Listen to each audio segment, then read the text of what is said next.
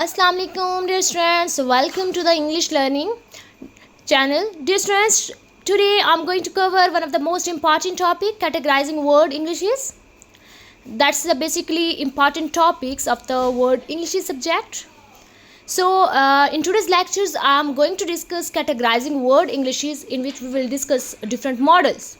Okay, so let's begin. First of all, there is a model of Kachru's three circle model, जो इसने model दिया था 1985 के अंदर. ये बेसिकली इन्फ्लुएंशियल कैटेगराइजेशन, इसमें वर्ड इंग्लिशेस को 3 सर्कल्स के अंदर डिवाइड किया गया. अब वो कौन से सर्कल्स हैं, बड़े इजी वर्ड में समझाती हूँ. Inner circle.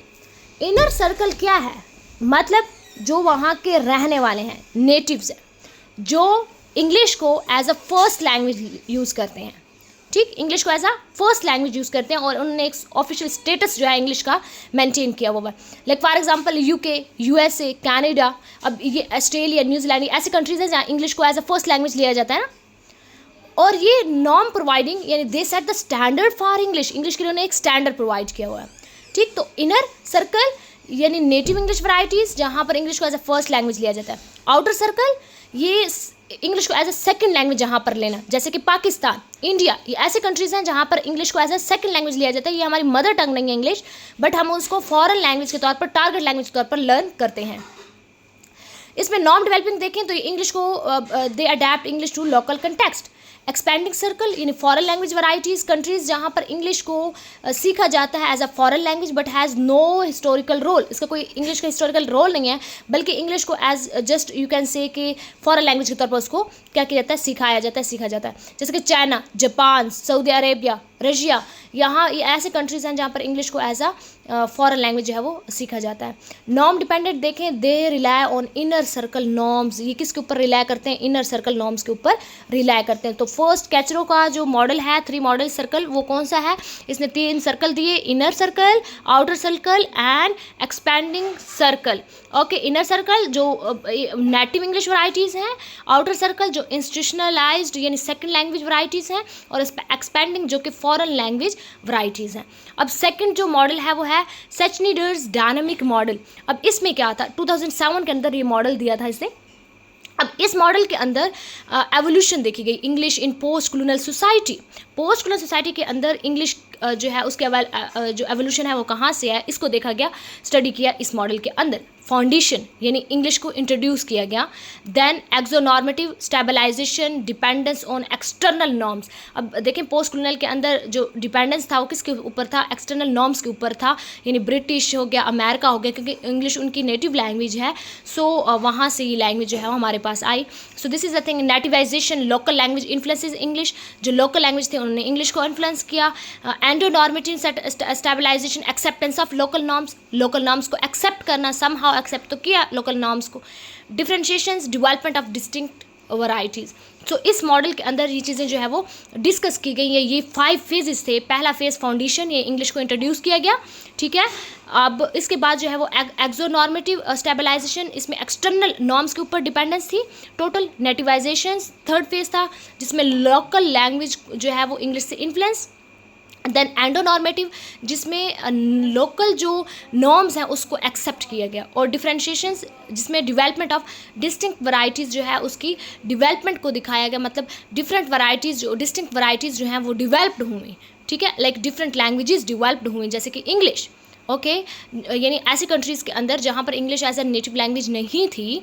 ठीक है, तो कॉलोनाइजर्स ने आकर वहाँ पर ये चीज़ डेवलप की. सो ये मॉडल इसके बारे में स्टडी करता है. Then McArthur circle of world English 1987 places world standard English at the centre. के वर्ड स्टैंडर्ड इंग्लिश जो है उसको सेंटर के अंदर रख दिया गया. ठीक, और अराउंड इसके जो इर्द गिर्द है वहाँ पर रीजनल वैराइटीज़, जैसे कि American English, British English, Indian English, African Englishes. So different types की इंग्लिश है ना. सो कैटेगराइजेशन तो कहते भी वो कैटेगरीज को हैं. सो डिफरेंट टाइप्स की वैराइटीज़ थी, डिफरेंट टाइप्स की इंग्लिश, रीजनल वैराइटीज़. अमेरिका की English different from the British English. Okay, Indian English different from the American और ब्रिटिश, और अफ्रीकन इंग्लिश जो है वो ऑटोमेटिकली उनसे डिफरेंट है. सो ये वैराइटीज़ है इंग्लिश के अंदर. यानी कि लैंग्वेज के अंदर डिफरेंट वैराइटीज़ होती है ना, तो इसके अंदर भी variety. Further outsides are localised forms and pidgins, creoles, so this are the things ये मैक ऑर्थर्स ने circle of world English in 1987 के अंदर दिया, जिसमें वो कहता है कि जो वर्ड स्टैंडर्ड इंग्लिश है उसको सेंटर के अंदर प्लेस कर दिया जाए और जो वैराइटीज़ हैं वो उसके इर्द गिर्द सर्कल में. Then there is model Modiano's model. ठीक है, मॉडिन्यूज मॉडल 1999 के अंदर ये मॉडल दिया. Shows English in a term of intelligibility rather than history. की इंग्लिश को इंटेलिजिबिलिटी के तौर पर देखा गया, हिस्ट्री को नहीं, मतलब इंग्लिश को एज अ हिस्ट्री नहीं देखा गया, बल्कि इंग्लिश को कैसे देखा गया, इंटेलिजिबिलिटी के तौर पर. At the core international language forms understood globally, कि इंग्लिश को ग्लोबली जो है वो अंडरस्टूड किया जाए. International English around it varieties with बहुत इंटरनेशनल एंड लोकल फीचर्स. जैसे कि मैंने पहले डिस्कस किया, पहले हमने मॉडल में एक में डिस्कस किया कि जो मेन इंग्लिश है वर्ड इंग्लिश उसको दरमियान में प्लेस कर दें और इसके इर्द गिर्द जो है वो लोकल वराइटीज़ वगैरह वगैरह. सो दिस इज़ अ थिंग कि वराइटीज़ विद बहुत इंटरनेशनल और लोकल फीचर्स के साथ, यानी लोकल फीचर्स इंटरनेशनल लैंग्वेज के साथ जो है वो लोकल फीचर्स का मीटअप कर देना. On the outer circle very localise forms that may not be understood internationally, यानी ये बहुत ज़्यादा लोकलाइज फॉर्म आ जाती है जो कि हो सकता है कि इंटरनेशनली उसकी समझ बूझ ना हो. सो मॉडिनस मॉडल के अंदर ये शो किया गया कि इंग्लिश जो है वो इंटेलिजिबिलिटी के टर्म में उसको लिया गया रादर देन हिस्ट्री, कि इंग्लिश को हिस्ट्री के तौर पर नहीं बल्कि इंटेलिजिबिलिटी के तौर पर लिया गया. फिर हमने इंटरनेशनल इंग्लिश कि इसका कोर क्या है, इंटरनेशनल इंग्लिश है, और इसके अराउंड क्या है वो इंटरनेशनल और लोकल फीचर वराइटीज़ हैं. और आउटर सर्कल में क्या है कि ये localise form that may not be understood internationally, जो इंटरनेशनली जो है जिसको हम अंडरस्टैंड नहीं कर सकते. सो इस वीडियो के अंदर हमने डिफरेंट मॉडल्स देखे. इन कैटेगराइजेशन में ना मॉडल्स आ जाते हैं, जिसमें हमने फर्स्ट कैचरूस का 3 सर्कल मॉडल देखा, जिसमें उसने इनर आउटर और एक्सपेंडिंग मॉडल की बात की, एक्सपेंडिंग सर्कल की बात की. फिर हमने सैचुरेटर्स डायनामिक मॉडल देखा जिसमें उसने 5 फेजेस दिए. ठीक, फिर हमने McArthur's circle of world English model देखा. इसमें वो कहते हैं कि वर्ड स्टैंडर्ड को सेंटर के अंदर प्लेस कर दो. फिर हमने मॉडिनस मॉडल देखा जिसमें वो शो करता है कि इंग्लिश जो है बेसिकली वो इंटेलिजिबिलिटी की टर्म है, न कि ये हिस्ट्री नहीं है बल्कि ये इंटेलिजिबिलिटी है. तो ये है हमारे पास categorisation of world Englishes. I hope आप लोगों को इस वीडियो से टॉपिक क्लियर हो गया होगा. फिर भी कोई कन्फ्यूजन हो कमेंट बॉक्स में ज़रूर पूछिएगा. तब तक अपना ख्याल रखिए. अल्लाह हाफ़िज़.